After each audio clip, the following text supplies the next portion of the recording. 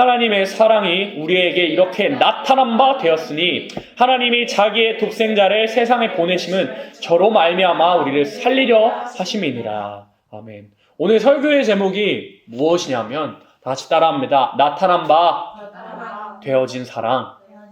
나타난 바 되어진 사랑이라는 주제로 하나님의 말씀을 전하고자 합니다. 하나님의 사랑이 우리에게 이렇게 나타난 바 되었으니 하나님이 자기의 독생자를 세상에 보내심은 저로 말미암아 우리를 살리려 하심이니라. 그러니까 세상 사람들이 살아가면서 여러분들도 사랑한다 많이 하기도 할 겁니다. 연인 사이에서도 하기도 하고요. 친구들한테도 이 고마운 일을 당했을 때, 혹은 예를 들어 생일 선물 챙겨줬을 때, 또한 이 어려운 일을 도와줬을 때 사랑한다고 말하기도 하잖아요. 친구들 가운데서. 또 부모와 자식 가운데서도 사랑한다 말하기도 하지만, 사랑이 뭐냐는 것을 요한일서 4장 9절에 이렇게 말씀하셨는데, 사랑이 뭐냐면 나타난 바 그러니까 보여지는 것이 있어야 되고, 그 보여진 사랑이 무엇이었냐면, 진짜 사랑은 무엇이냐면 아버지 하나님께서 당신의 친자, 독생자, 독자, 하나밖에 없는 아들 보내신 것이 나타난 바 되어진 사랑이고, 그 사랑의 정체가 무엇이냐면 우리를 살리시기 위한 그런 사랑이라는 것인데, 그러니까 이 사랑이 어떠한 사랑이냐면, 하나님께서 천지 만물을 창조하시고 인간을 누구의 형상대로 지으셨어요? 하나님의 형상대로. 그러니까 우리는 하나님의 형상대로, 그러니까 하나님 닮은 사람의 닮은 그런 모습대로 인형을 지으시고, 흙 인형을 지으시고, 이 사람에게 영을 부어주셔가지고, 영을 주셔가지고, 하나님께서만 가지고 계신 영의 한 분자를 주셔가지고 생영이 되게 하셨는데, 이 인간들에게 하나님께서 주신 명령이 뭐였냐면, 너희들 내가 준 거 다 누리고 살아라. 그리고 생육하고 번성하고 충만해가지고 이 땅 가운데서 누리고 살아라라는 명령과 축복을 주셨어요. 근데 단 한 가지 금하셨던 것이 있죠. 공의 하나님께서. 그게 무엇이었을까요? 선악과를 먹지 말라. 동산 중앙에 있는 이 선악을 알게 하는 나무, 그 나무의 실과만큼은 너희가 먹지 말아라. 그 열매를 먹으면 너희가 정령 죽는다라는 한 가지 명령과 법을 세워주셨는데, 이 하나님께서 지으신 피조물 중에서 가장 강교하였던 뱀을 사용해서 하나님께서 시험하십니다. 왜 시험하셨을까요? 내가 만든 이 나를 닮은 이 인형들의 모습이, 사람들의 모습이, 이 피조들 중에 가장 존귀한 사람의 모습이, 사람들이 나를 과연 사랑하느냐 사랑하지 않느냐를 시험하고 싶으셔가지고 하나님께서 그렇게 시험을 하셨는데, 이 하와가 뱀의 유혹에 홀라당 넘어갑니다. 말씀을 가지고 나왔던 뱀의 유혹에 홀라당 넘어가고, 하와가 이제 남편이 꼬드겨가지고 이 아담과 하와가 이제는 범죄에서 이 주권을, 이 사람의 주권을, 또 사명을, 복된 것들을, 지위를 모두, 권위를 다 박탈당하고 말았던 그런 일이 있었습니다. 그래서 아담과 하와가 어떻게 했냐면, 이제 죄를 깨닫게 되니까, 자기가 이제 이 선악을 알게 되니까 어떻게 됐어요? 부끄러워가지고 서로 벗은 몸을 보고 부끄러워가지고 어떻게 했어요? 무화과 나무 잎을 엮어가지고 옷을 만듭니다. 근데 이 무화과 이 나무 풀로 만든 옷을 입었다고 생각해 보세요. 시간이 지나면 바람이 불면은 날아가고, 또 건조해지면 바스라지는 것이 풀 옷이잖아요. 그러니까 나무 풀로 된 옷인데, 그 옷을 만들어 입은 것을 보시고 하나님께서 뭘 입어 만드셨냐면 가죽옷을 입히셨는데, 그 가죽옷이 만들어지려면, 이 가죽으로 된 옷을 만들려면 누가 죽어야 돼요? 짐승이 죽어야 됩니다. 그러니까 인간의 범죄함으로 말미암아서 짐승이 죽게 된 첫 이 생명이 죽어진 그런 사건이 발생한 것이 인간의 범죄였는데, 그것이 무엇을 의미하냐면, 가죽옷을 입히신 게, 하나님께서는 이 사람에게 분명히 죽을 것이라고 말씀하셨음에도 불구하고, 그럼에도 하나님께서는 당신의 형상대로 만들어진 그 사람을 바라보실 때 너무나도 측은한 겁니다. 살려주고 싶으신 그 사랑이 있으셔서 가죽옷을 입히신 건데, 그 가죽옷이 나중에 어떻게 되냐면 예수님의 십자가와 연결이 됩니다. 그로부터 시간이 지나가지고 광야에서 이 장막을 만들어가지고, 천막을 만들어가지고 지은 그 교회에 들어가기 위해서 어떻게 하나님께서 명령을 하셨냐면, 출애굽기 30장 13절 같이 읽습니다.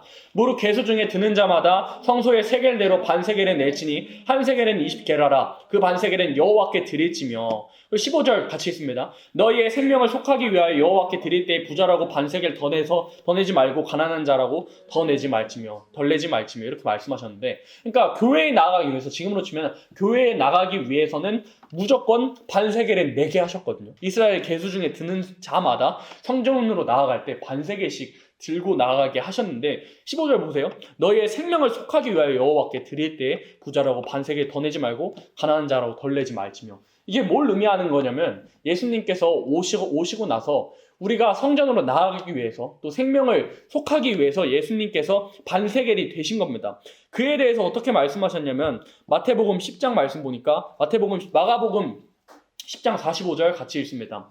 인자에 온 것은 섬김을 받으려 함이 아니라 도리어 섬기려 하고 자기 목숨을 많은 사람의 대속물로 주려 함이니라 이렇게 말씀을 하신 겁니다. 대속물로 주셨다는 것은 쉽게 말해서 대속물은 그 노예를 사기 위한 그런 값이라고 여러분들이 생각을 하시면 되는데 대속물은 쉽게 말해서 이 노예를 구하는 값, 그러니까 노예를 이제 해방시키는 값이라고 생각을 하면 되는데 우리가 죄와 사망에서 우리가 죄 지어가지고 아담 때로부터 또 가인의 범죄로 자범죄로 말미암아서 지금까지 우리가 지은 범죄로 우리는 죄에서 노예가 되었단 말이에요. 죄에서 노예가 됐단 말이에요. 그래서 베드로 전후서에 보면은 진자는 이긴 자의 종이라고 말씀하셨어요. 그럼 우리가 우리 아담 할아버지 때부터 아담이 누구에게 졌어요? 뱀에게, 마귀에게 졌단 말이에요. 그럼 우리는 죄의 종이 되어서 죄의 노예가 되어서 살아가고 있는데 그 노예로 살아간 것을 예수님께서 어떻게 해방시키셨느냐? 자기 목숨을 많은 사람의 대속물로 주려 함이니라. 그러니까 이 성전으로 나아가기 위해서는 쉽게 말해서 이 속전물, 벌금을 냈어야 되는데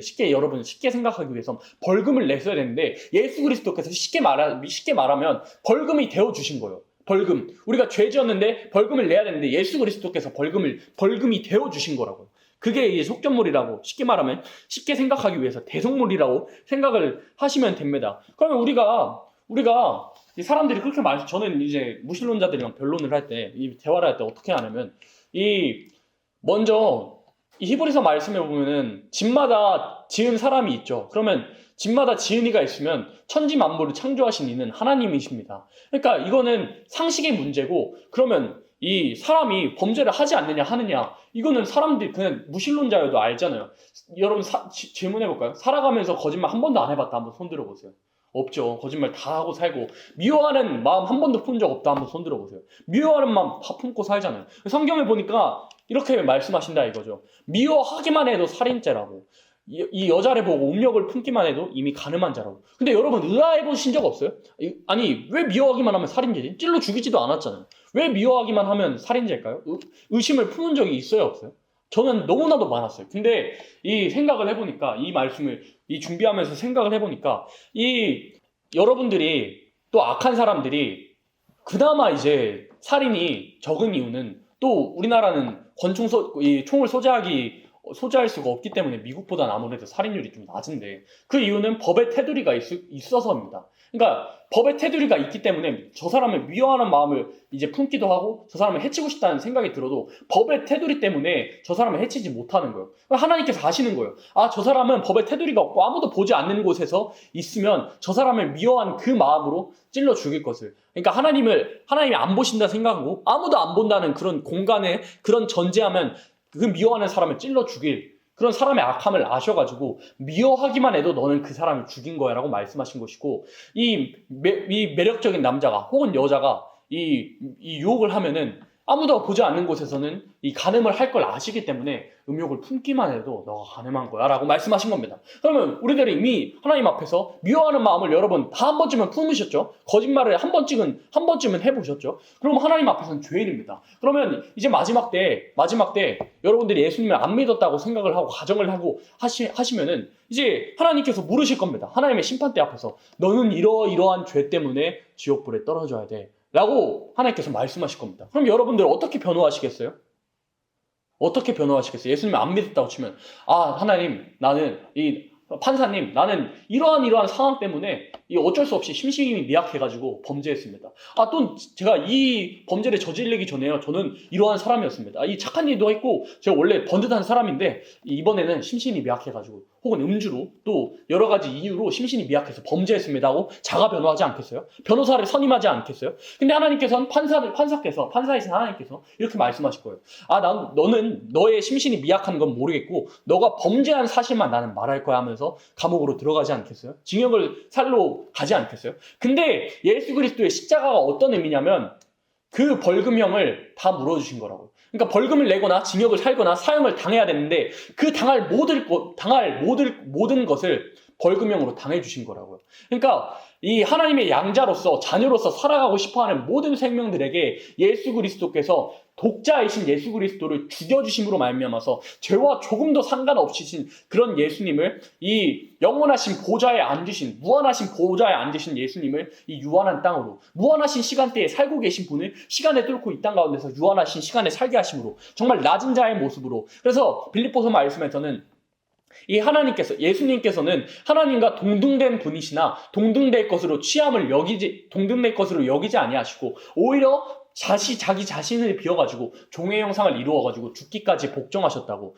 그래서 예수의 마음을 가지라고 그런 말씀이 나오는데, 어찌됐든 간에 예수 그리스도께서는 이 예수 그리스도의 십자가의 의미, 우리가 구원받은 그 의미가 뭐냐면, 우리는 지옥불에 떨어져야 마땅하고 하나님 보시기엔 분명히 지옥불에 떨어져야 마땅하지만, 마치 피고들이 이 가해자들이 자가 변호를 해도 어쩔 수 없이 이 징역을 살러 가는 것처럼, 벌금형을 받는 것처럼, 사형을 받는 것처럼 우리는 죽어 마땅해야 마땅하지만 그 벌금형의 이 값을 예수님께서 다 치러주셨다고요. 그래서 예수님께서 돌아가실 때 하셨던 말이 있습니다. 돌아가셨을 때 마지막으로 하셨던 말이 뭐예요? 다 이루었다 라는 것이 이 헬라어로는 텔레오라는 말인데, 그 텔레오가 어떤 의미냐면, 첫 번째로는 값을 다 지불했다, 이 빚을 다 갚았다라는 의미를 가지고 있습니다. 그러니까 우리가 이 죄에 노예되어 가지고 이 지옥에 들어가야 할, 또 벌금형을 내야 할, 이 죽음으로써 벌금형을 내야 할 그 값을 예수님께서 다 갚아주셨다고요. 또 두 번째로 어떤 의미를 가지고 있냐면, 심부름을 다 마쳤다. 종이 그 주인의 심부름을, 그 미션을 완수했다라는 의미를 가지고 있는데, 그래서 빌립보서 말씀에서 아까 설명한 것처럼 예수님께서 자기 자신을 비워서 우리를 살리시기 위해서 종의 형상을 이루어가지고 죽기까지 복종하신 그 명령을 다 이루신 것을 예수님께서 다 이루었다, 한마디로 이렇게 정리가 되는 겁니다. 그래서 예수님께서 어떠한 사랑으로 나타내셨냐, 이사야 53장 또 볼까요? 이사야 53장 4절로 5절 같이 읽습니다. 그는 실로 우리의 질고를 지고 우리의 슬픔을 당하였거늘 우리는 생각하기를 그는 징벌을 받아서 하나님에게 맞으며 고난을 당한다 하였노라. 그가 찔림은 우리의 허물이 인하며 그가 상함은 우리의 죄악을 인함이라. 그가 징계를 받음으로 우리가 평화를 누리고 그가 채찍에 맞음으로 우리가 나음을 입었도다. 이 세상 사람들이 보니까 저 사람 하나님께 버림받아가지고, 예수님 바라볼 때 하나님께 버림받아가지고 저렇게 되는 거구나, 징계 받았구나, 너가 하나님의 아들이면 내려와 봐라, 이런 말을 했잖아요, 실제로. 근데 알고 보니까 이사야 선지자가 기록하기로 실로 우리의 질고를 지고, 이건 질고는 질병입니다. 질병을 지고 아파 보시고 우리의 슬픔도 당해 보시고 슬퍼하시기도 하셨고 기뻐하시기도 하셨고 우리의 감정도 알아보시고 배고프시기도 하셨고 피곤하시기도 해보신 예수님께서 우리 때문에 우리의 허물 때문에 상하시고 우리의 죄악 때문에 그 벌금형을 내기 위해서 맞으시고 징계를 받고 십자가에 매달리셨다. 근데 예수님께서는 그거를 어떤 마음으로 받으셨냐면, 이사야 53장 11절 같이 했습니다. 가라사대 그가 자기 영혼에 수고한 것을 보고 만족히 여길 것이라. 나의 의로운 종이 자기 지식으로 많은 사람을 의롭게 하며 또 그들의 죄악을 친히 담당하리라.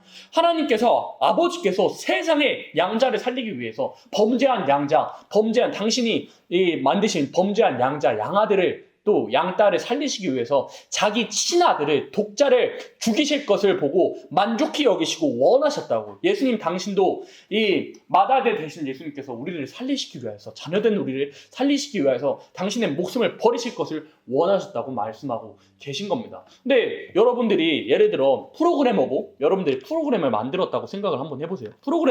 여러분들이 프로그램을 만들었는데, 예를 들어 여러분들이 인형을 만들었는데, 또 프로그램을 만들었는데 설정한 값이 있어요. 야, 너는 이 오른쪽으로 가라 라고 설정을 해놨는데 왼쪽으로 간다면, 그 프로그램이 계속해서 왼쪽으로 간다면 여러분도 어떻게 하시겠어요? 그 프로그램을 폐기해야 맞잖아요. 근데 하나님의 사랑은 그게 아니라 이겁니다. 말을 듣지 않았지만 그럼에도 측은한 마음과 내가 저것을 지었다는 것과 나의 형상을 닮았다는 것과 또 지은 모습대로 생명이 돼가지고 자라나는 모습을 바라볼 때 너무나도 불타는 사랑의 심정 때문에 어떻게 했냐? 아들까지라도 죽여주셨다. 그게 그 사랑이 나타난 바 되어진 그 사랑이라 이 말입니다. 그래서 그 사랑이 뭐냐면 결국에는 나타난 바 되어진, 보여진 사랑. 그러니까 하나님께서는 이 사랑을 말로만 하시던 분이 아니란 말입니다.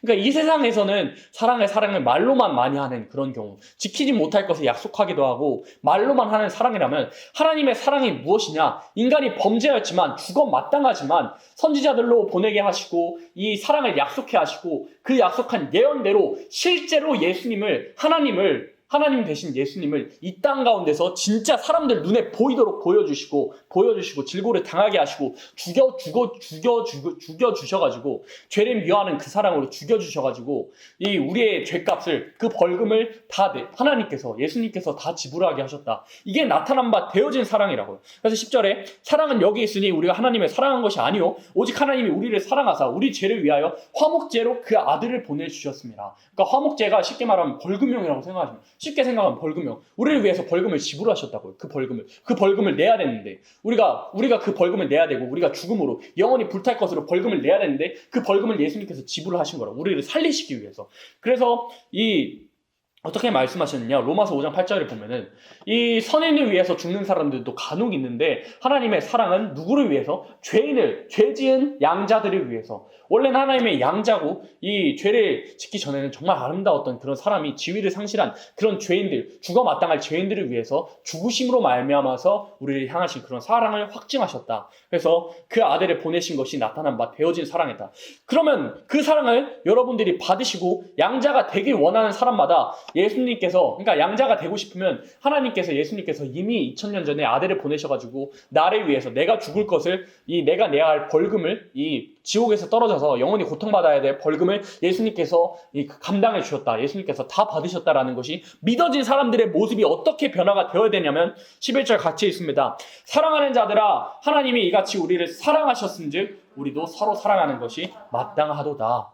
그러니까 예수님을 만난다는 거 실제로 사실 이런 겁니다. 어떠한 체험이나 막 신적인 지금 환상 이런 것들이 예수님을 만났다 하는 게 아니고 하나님께서 나를 위해서 살리신 그 사랑, 나를 위해서 아들을 죽여주신 그 사랑이 인정이 된다면 가치관이 변화되는 게 예수님을 만나는 거라고요. 여러분들의 가치관이 이제는 이 예수님을 만나기 이전에는 예수님께서 나를 위해서 벌금형을 내셨다는 것을 인정하기 전에는 나를 위해서 죽으셨다는 것을 인정하기 전에는 정말 나를 위해서만 살아가고 정말 의미 없는 것들을 위해서 살아갔다면 예수님께서 나를 위해서 죽어주신 그 다음에는 예수님처럼 나를 위해서 죽어주신 은혜에 풍성하신 예수님께서 나를 위해서 모든 것을 내어주신 그 사랑을 알았다면 또 인정을 한다면 그분처럼 이 은혜 베풀어신 분처럼 희생하면서 나를 위해서 살았던 사람이 남을 위해서 살고 이 무의미한 것들을 위해서 살아가는 사람이 영원한 것을 바라보면서 서로 사랑하면서 살아가는 것이 마땅하더라 이것입니다. 그래서 12절 말씀 크게 한번 읽어볼까요? 어느 때나 하나님을 본 사람이 없으되 만일 우리가 서로 사랑하면 하나님이 우리 안에 거하시고 그의 사랑이 우리 안에 온전히 이루느니라. 어느 때나 하나님을 본 사람이 없으되 그 사랑을 인정을 하고 그 사랑을 받았고 내가 양자가 되기 위해서 예수님께서 그 벌금형을 지불하셨습니다. 하나님 감사합니다. 또한 잘못했습니다. 나를 이제는 고쳐주세요 하는 사람들마다 그 사람들이 이제는 서로 사랑하게 되면 예수님의 가르침을 따라서 예수님께서 주시는 그 가치를 통해서 그 가치관이 변화돼서 그렇게 서로 사랑하면서 살면 어떻게 됐냐? 하나님이 우리 안에 거하신다고요. 하나님이 우리 안에 거하셔서 예수님을 진짜 만난 것처럼 눈으로 본 것처럼 한 게 되게 되더라라는 것이 이 요한일서 4장 12절 말씀입니다. 그래서 여러분들이 예수님을 직접 눈으로 보지 않아도 예수님께서 가르쳐주신 그 가르침대로 살고 서로 사랑하면서 살아간다면 하나님 안에 거한 상태가 예수님을 실제로 만난 것처럼 되어진 그런 상태가 된다고 이렇게 말씀하신 겁니다. 그래서 그의 사랑이 우리 안에 온전히 이루게 된다 이렇게 말씀을 하신 겁니다. 하나님이 우리를 사랑하시는 사랑을 우리가 알고 믿었노니 하나님은 사랑이시라. 사랑 안에 거하는 자는 하나님 안에 거하고 하나님도 그 안에 거하시느니라. 이로써 사람이 우리에게 온전히 이룬 것을 우리로 심판날에 담대함을 가지게 하라매니 주의 어떠하신가 같이 우리도 세상에서 그러하니라.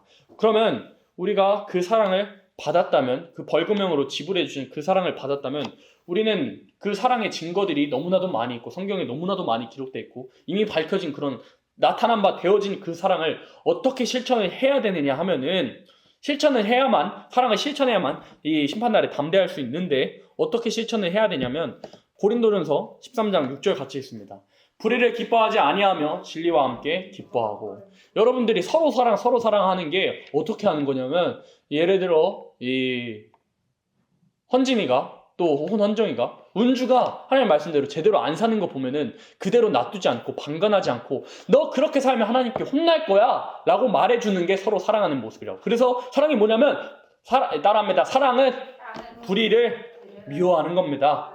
불의를 미워하는 거. 그러니까 하나님의 사랑이 뭐냐면, 예수님을 보내신 그 사랑이, 십자가 사랑이 뭐냐면, 불의를 너무나도 미워해서 우리가 죽어야 될 그 벌금형 대신 아들을 죽여주신 그 사랑이다 이겁니다. 그러니까 죄를 너무나도 미워하셔가지고 아들을 죽여주신 그 사랑을 받았다면 우리도 동일하게 죄를 미워해야만 심판날에 담대하게 설 수 있다 이겁니다. 그래서 죄를 미워하고, 이 예를 들어 형제자매들이 이 죄 가운데 살고 있다면, 예수님께서 당신을 만나실 때 그런 사랑을 베풀어 주셨느냐, 다시 한번 사랑 가운데서 거하고 그 불의에서, 죄에서 떠나라 라고 말해줄 수 있는, 강하게 말해주시는 것이 사랑이다. 그래서 불의를 미워하는 것이 사랑이더라 이겁니다.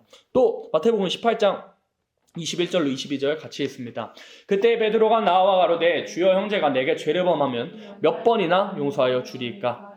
7번까지 하오리이까? 예수께서 가라사대 내게 이르노니 7번뿐만 아니라 70번씩 7번이라도 할지니라. 아멘. 그러니까 예를 들어 이거를 진짜 제가 한번 여러분들이 이해하기 쉽게 예를 들면, 이게 제가 예를 많이 들기도 했는데, 예를 들어 이 헌정이가 운주랑 연성이 뒷담을 한 3번을 깠어요. 연성이 뒷담을 3번을 깠는데, 연성이가 3번까지는 그래도 내가 언니니까 용서해 줄게 했는데, 연성이 7번, 예를 들어 연성이 몰래 이 헌정이랑 운주가 연성이 뒷담을 7번 깠다는 사실을 알게 됐을 때 용서할 수 있을 것 같아요. 7번을 용서하기 어렵겠죠. 근데 베드로가 말한 그 7번이, 저는 어렸을 때 7번 용서해 주는 게 뭐가 그렇게 어렵다고, 베드로 믿음 진짜 없네 생각해봤는데, 이렇게 예를 들어 말하면 이 뒷담 깐 거 7번 용서해 주기도 힘들어요. 그 관계, 나 이거 쟤네들이랑 안 놀아야겠다, 쟤네들이랑 대화도 안 해야겠다 라는 생각을 하겠죠. 또 예를 들어 예를 들어 이 운주가 헌진이한테 휴지 좀 가져와 봐라 갖다 줘 했는데, 헌진이가 뭐라고? 해서 운주가 또 아니 휴지 갖다 달라니까, 뭐라고 하면은 그게 7번 간다고 생각해봐요. 아니 휴지 좀 갖다 달라니까 너 귀 먹었어 하고 화내겠죠 운주가. 그래서 이 베드로가 말한 그 7번은 절대 믿음 없는 숫자가 아니고, 우리는 말도 제대로 못하는, 말도 제대로 7번이나 못하는, 말도 7번 못해주는, 용서도 7번 못해주는 그런 우리들의 모습이 적나라하게 나타나있다고. 근데 이 베드로의 그 제안을 예수님께서 뻥 까버리셨어요. 차버리셨어요. 7번밖에 용서를 못한다고? 야, 7번 용서하지 말고 70번씩 7번, 그러니까 70번씩 70번씩 7세트 용서하라고, 70번씩 7세트나 용서하라는 그런 말도 안 되는 말씀을 하셨거든요. 근데 여러분 70번씩 7번 용서해 줄 수 있어요? 없죠. 현실적으로 안 되잖아요. 그러면 그 용서는 어떠한 용서냐면, 우리가 할 수 있는 영역의 용서가 아니라 예수님께서 우리를 용서하신 그 용서의 횟수를 말씀하고 있는 겁니다. 그러니까 하나님께서는 이 전지전능하시고 이 무소불능하셔가지고 너무나도 지혜로우신 분인데, 우리가 하나님께 범죄했을 때 이 예배당으로 나아가서, 또 하나님께 나아가서, 하나님 내가 오늘도 살펴보니까, 하루를 돌아보니까 내가 하나님 앞에, 예수님 앞에 너무나도 범죄했습니다. 하나님 용서해 주세요 라고 말하면 하나님께서 어떻게 말씀하시느냐? 너가 그 죄를 지었다고? 나는 모른 척한 것처럼 너를 깨끗게 했다 라고 하시는 겁니다. 그래서 하나님께서는 전지전능하시고 무소불능하시고 지혜로우시지만, 우리들을 용서하기 위해서 스스로 무지의 영역에 들어가신 것을 말씀하시기 위해서, 표현하시기 위해서 21절로 22절로 이를 말씀하신 겁니다. 그래서 우리가 하나님의 사랑을 표현할 때 미련한 사랑이라고 하기도 하죠. 바보 같은 사랑이라고 말하기도 하죠. 하나님께서는 지혜롭고 전지전능하시지만 우리를 용서하시기 위해서 모르는 것처럼, 마치 바보처럼 그 일을 잊어버린 것처럼 하시는 그 사랑이다. 그럼 그 사랑을 받으면, 그 사랑을 진짜 받으면 우리가 어떻게 할 수 있느냐? 형제가 내게 잘못했어도 사과하기만 한다면 우리는 용서해 줄 수 있다 이겁니다. 근데 전제가 붙어요. 용서도 그냥 용서해 주면 안 되고, 성경 말씀에 보면 형제가 잘못한 것은 너에게 고할 때 그때 용서해 주라고. 형제야, 내가 돌아보니까, 야 은주야, 내가 그때 돌아보니까 내가 잘못한 것 같아, 용서해 줘 하면 은주가 어떻게 너를 용서해 라고 하는 게 아니라, 예수님께서도 나를 용서해 줬으니까 나도 너를 용서할게 라는 게 예수님께서 원하시는 모습이라는 겁니다. 근데 전제가 늘 붙는다는 것을 여러분 아셔야 돼요. 사과하지 않으면 용서해줘도 안 됩니다. 기독교인들은 사과하지 않으면, 회개하지 않으면. 그러니까 회개라는 것도 하나님 앞에서도 해야 되고 땅에서도 해야 돼요. 그래서 기독교인, 이 세상 사람들이 이렇게 말합니다. 아니 죄 지었는데 다 천국 간다고, 하나님께 용서받는다고? 정말 저 못된 거 아니야? 라고 말하는데, 그럼 우리가 어떻게 반론할 수 있느냐? 죄 지었으면 땅에서 그 책임을, 하나님께서 땅에서는 그 책임을 다 받게 하십니다. 하나님께서 하늘에서 용서하시고 그 영혼을 구원해 주신 것이 땅에서는 그 죄값을 다 받아야 되는, 회개도 해야 되고 그 값을 배상하기도 해야 되는 것을 여러분들이 아셔야 되는데, 어쨌든 사랑을 어떻게 해야만 심판날에 담대할 수가 있느냐? 나타난 바 되어진 그 사랑을 받았고 심판날에 담대히 서고 싶은 사람이라면, 나타난 바 되어진 사람, 정말 죄만 커물 많은 우리들을, 여러분들 이 살면서 지은 죄 셀 수 있어요? 세볼 수 있는 사람이 있어요? 정말 수도 없이 막 세봤겠죠. 여러분들 마음이 하루에 몇 번 변하는 줄 아세요? 마음이 하루에 몇 번 변할지 알 것 같은 사람 한번 맞춰보시겠어요? 한 명씩. 운주 몇 번 변할 것 같아요? 마음이 하루에 몇 번? 12만.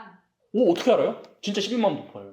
진짜 하루에 12만 번 마음이 변해요. 진짜 하루에 12만 번도 넘게 마음이, 제 생각에 12만 번 더 넘을 거예요. 한 20만 번 변하려나? 사람의 마음이 그렇게 쉽게 변합니다. 근데 그 하루 동안이라도 여러분들이, 생각해보니까 저때 선원주가 그렇게 말한 거 열받네? 신혼자이 저렇게 말한 거 열받네 하면서 미워하는 마음을 가지지 않겠어요? 하루에 몇 번이라도 지나가면서 그런 생각을, 하루에도 여러분들은 12만 번 이상 마음으로 범죄했을 겁니다. 그러니까 하루에도 12만 번씩 이상 형제 자매들을 찔러 죽였다고요, 여러분들은. 근데 그 죄를 용서하신 분이 하나님이시다 이겁니다. 내가 마음으로 범죄했어요, 또 손으로 범죄했어요, 이렇게 하나님께 나아오면 하나님께서 기회를 주시고, 너는 이미 실패하였고 범죄였지만 죽어 마땅하지만 예수 그리스도를 보낸 그 사랑으로 내가 용서하고 내가 너에게 다시 한번 일어날 기회를 줄게 라는 것이 은혜고 용서라는 겁니다. 그럼 그 사랑을 받았으면 똑같이 여러분들에게 범죄한, 잘못한 형제 자매들이, 내가 생각해보니까 그때 하나님 앞에서도 잘못했고 너한테도 잘못한 것 같아 라고 말하면, 예수님께서도 나를 용서해 주시니까 너를 용서해 줄게 라고 말하는 것이 마땅하다고요. 그걸 하는 여러분들이라면 심판날에 담대히 설 인격을 가지고 있는 겁니다. 그래서 이 마지막 때 살아남을 인격이 뭐냐면 온유한 인격이라고 시편에서 말하고 있습니다. 하나님께서 어떤 사람을 구원하시려고 일어나시냐면, 온유한 자들을 구원하시려고, 온유한 자들을 판단하시려고 일어나시는 때라고 시편에서 말씀하고 있는 겁니다. 온유의 뜻이 뭐예요? 한자 뜻 그대로 부드럽고 따뜻한 사람이 온유입니다. 이 용서를 구하면 용서해 줄 줄 아는 사람, 또 온유한 것뿐만 아니라 성령의 기름 부음의 생활로서 날마다 형제자매들이 비틀거림 치는 걸 볼 때, 불의를 볼 때 비느하스처럼 쳐주기도 하고 강하게 말하기도 하고, 느헤미야는 여러분들이 그 생각보다 이 성경 말씀을 보면은 과격한 하나님의 사람들이 많이 나와요. 도덕과 하나님의 말씀이 안 맞는 것 같은 세상에. 느헤미야 선지자는 어떻게 했냐면 이 이스라엘 자손들 안에서 이 이방 여인들을 데려오니까 어떻게 했냐, 이방 여인들을 끊어내지 못하고 그 자식들을 이제 해결하지 못하니까 어떻게 하냐면, 세상에 느헤미야가 어떻게 하냐면, 예를 들어 제가 느헤미야라고 치면 이 헌진이 머리채를 막 머리털을 뜯고 수염을 뜯고 두들겨 패고 저주를 했어요, 느헤미야가.